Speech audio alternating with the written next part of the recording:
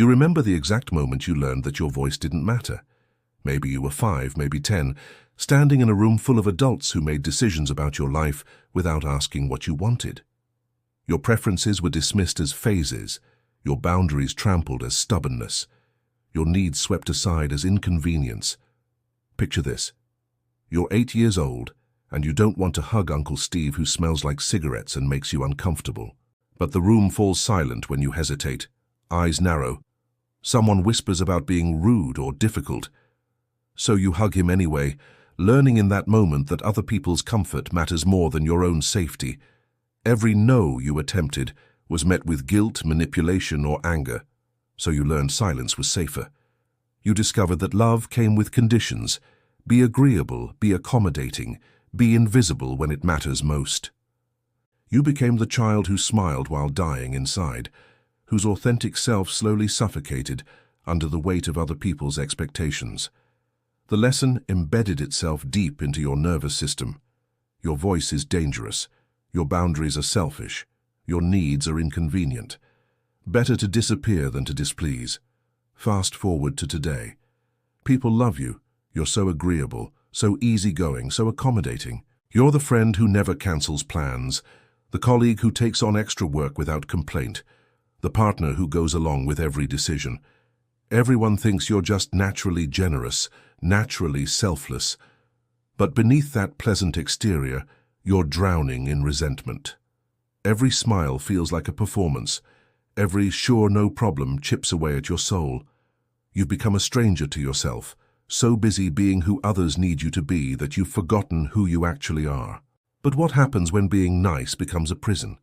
When your agreeableness transforms from a personality trait into a survival mechanism that's slowly destroying you from the inside out? There's a name for what's happening to you. The fawn response. It's one of the 4 trauma responses: fight, flight, freeze, and fawn. When fighting seems dangerous and running feels impossible, some people learn to fawn, to please, to accommodate, to become so agreeable that they avoid conflict at all costs. This is not weakness. This is a brilliant survival strategy your nervous system developed to keep you safe in an unsafe world. Your child mind calculated that if you could just be perfect, just agreeable enough, just invisible enough, maybe the chaos would stop. Maybe the anger wouldn't come your way. Every yes when you meant no was your inner child trying to stay safe. But what protected you then is suffocating you now.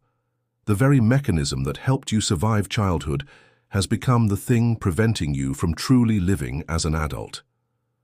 The consequences of chronic people-pleasing ripple through every area of your adult life like cracks in a foundation. You wake up exhausted from overcommitment, having said yes to 17 things you didn't want to do. Your relationships are built on false premises because people know the agreeable version of you, not the authentic one. Your career path was chosen not because it calls to your soul, but because it pleased your parents, your partner, or society's expectations.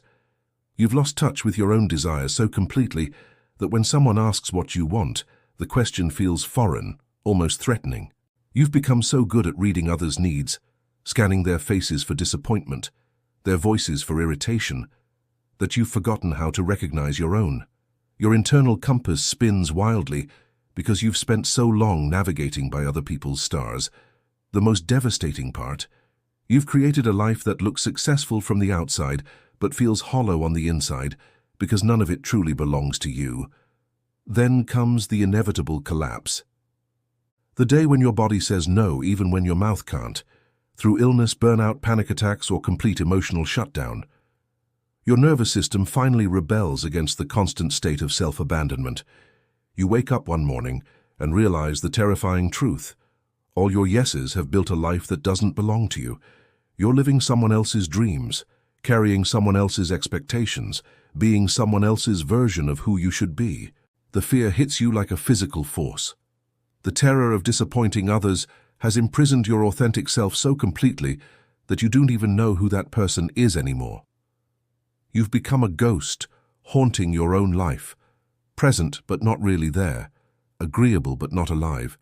This is your rock bottom, but it's also your doorway to freedom. Because sometimes we have to lose ourselves completely before we can find ourselves again.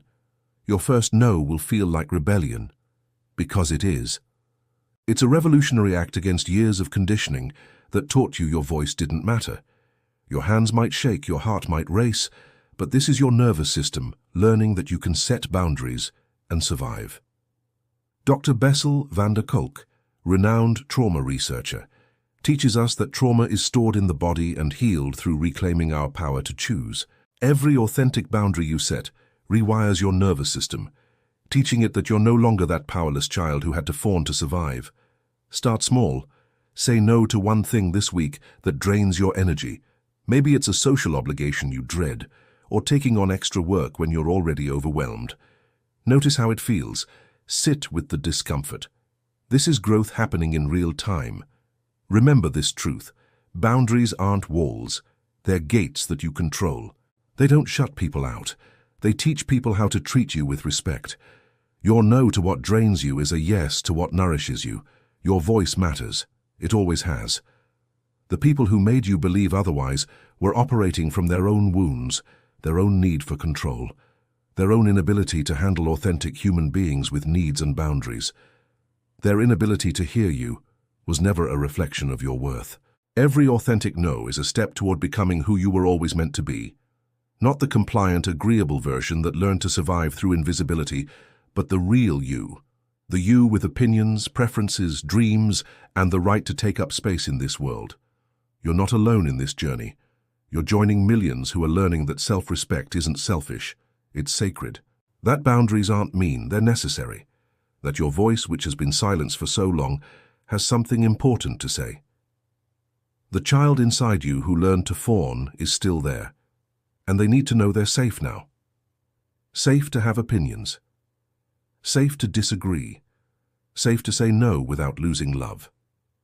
You can be the adult that child needed, the one who protects their voice, honors their boundaries, and teaches them that their worth isn't contingent on their agreeableness. Your no is a complete sentence. Your boundaries are non-negotiable. Your voice has always mattered. You're just learning to trust it again. And every time you choose authenticity over agreeableness, you're not just healing yourself, you're giving permission to others to do the same. The revolution starts with you. It starts with your voice. It starts now. Remember, every boundary you set is a love letter to your future self.